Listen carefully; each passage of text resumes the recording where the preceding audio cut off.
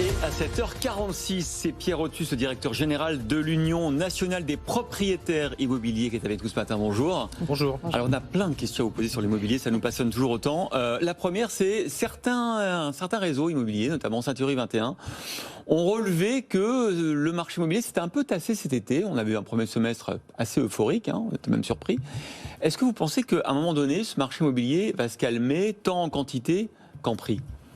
Alors notamment en région parisienne et à Paris, effectivement, on a un tassement, les ventes ne se font plus aussi rapidement, il y a plus d'offres que de demandes, donc peut-être que ça va tasser effectivement les prix et c'est plutôt souhaitable pour ceux qui souhaitent investir ou acheter pour sa résidence principale. Surtout d'autant plus qu'on est déjà à 11 000 euros. Donc on est déjà dans des tarifs et des en moyenne. Prix assez élevés, effectivement, très élevés. Et donc effectivement, il va peut-être y avoir un petit ralentissement, mais la crise sanitaire nous réserve beaucoup de surprises. Faire des prédictions, certains ont tenté d'en faire beaucoup depuis le début de la crise en mars 2020. Pour le moment, peu se sont réalisés. Le mouvement qu'on avait noté juste avant les grandes vacances, c'était une ruée vers l'ouest, une ruée sur les maisons, une ruée aussi sur les villes moyennes. Est-ce que ça s'est confirmé ou ça ralentit aussi ? Alors oui, on peut l'observer sur des villes moyennes et même de taille un peu plus intermédiaire. Moi j'habite à Reims par exemple, effectivement il y a pas mal de Parisiens, il y a beaucoup de gens qui arrivent dans cette ville, très dynamique, plutôt bien administrée. Les gens sont plutôt contents des services publics et de ce qui est disponible pour eux, pour les familles. Et par exemple, aujourd'hui, pour acheter une maison à Reims, effectivement, c'est très compliqué. Il n'y en a pas beaucoup et les prix ont un petit peu augmenté, oui. Alors, pour les propriétaires immobiliers, on va parler d'un autre sujet d'actualité qu'on a traité dans nos journaux, c'est le problème des passoires thermiques. Parce que le calendrier, on dit toujours, j'ai le temps d'y réfléchir, mais enfin, le fait que progressivement, on ne pourra plus louer des appartements qui ne respectent pas certains critères, d'abord la lettre G, la lettre F, la lettre E, pour le traitement de DPE, c'est ça. Ça veut dire qu'on a regardé, pour Paris, d'ici 15 ans, 2/3 des logements haussmanniens ne pourront plus être loués s'ils n'ont pas fait les travaux. C'est un vrai problème, c'est presque une bombe atomique sur le marché du logement. Oui. Et je pense que et le gouvernement et le législateur n'a pas mesuré cela. Ça, c'est la nouvelle loi climat, évidemment. On a mis dans une nouvelle loi climat qui a été une loi qui est revenue même pas un an après une première loi climat pendant le quinquennat qui donnait déjà beaucoup d'obligations, un peu sur l'émotion peut-être de cette crise sanitaire et de la situation qu'on vivait tous. Et cette crise aussi climatique. Climatique, effectivement, qu'on constate tous les jours, encore plus cet été. On a mis un peu la charrue avant les bœufs, c'est-à-dire que on a donné beaucoup d'obligations sans beaucoup d'aide et d'accompagnement. Alors, soit on crée un cadre général global favorable à l'investissement, soit on prend des mesures concrètes, précises, comme la défiscalisation des aides. On parle de MaPrimeRénov', qui est l'ancien crédit d'impôt qu'on mettait tous sur nos impôts pour les fenêtres. Les gens le connaissent un peu comme ça. Eh bien, cette aide, pour les bailleurs, elle est fiscalisée, par exemple. On vous donne 10, on vous reprend 3. Ça n'a pas de sens. Et donc, les bailleurs, les propriétaires privés sont un peu perdus vis-à-vis de cela.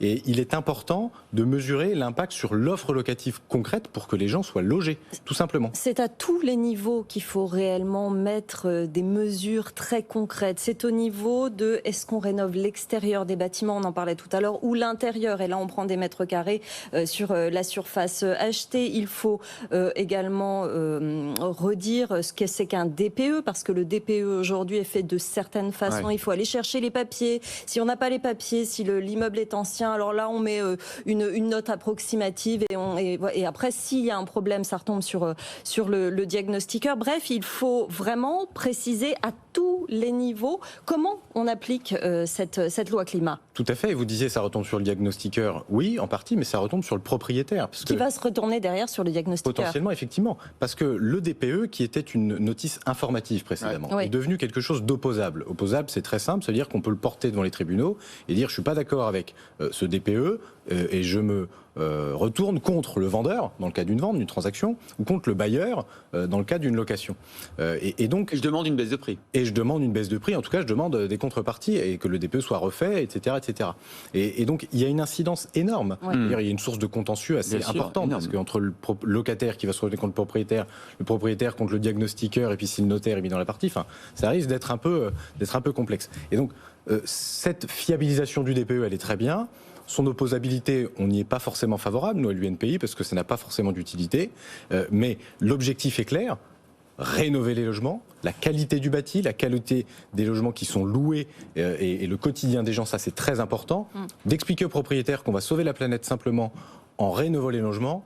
Quand on représente 1% des émissions de gaz à effet de serre en France, ils n'y croient pas ou peu, surtout quand on leur impose beaucoup d'obligations. J'ai encore une question. Est-ce que la pénurie sur le marché de construction de logements neufs, c'est une bonne ou une mauvaise nouvelle pour les propriétaires immobiliers ? Alors on pourrait penser que c'est une bonne nouvelle pour ceux qui se disent les prix vont augmenter, c'est formidable, je vais faire des plus-values. Mais les propriétaires réfléchissent pas comme ça. Ils réfléchissent à long terme. D'abord les plus-values, c'est 30 ans, donc on a le temps d'y réfléchir. Et pour être non imposable, vous voulez dire ? Pour être non imposable en totalité. Et donc non. Nous, on considère que dans certains endroits, il fallait arrêter de construire, notamment du logement social. Et puis dans d'autres, il fallait plus construire. C'est la répartition de la construction qui est importante. Et l'offre locative dépend aussi du marché de la construction neuve. Donc non, les propriétaires ne sont pas totalement opposés à ce qu'on construise aujourd'hui dans nos villes. Merci beaucoup Pierre Othus, directeur général de l'Union nationale des propriétaires immobiliers, d'avoir été avec nous ce matin.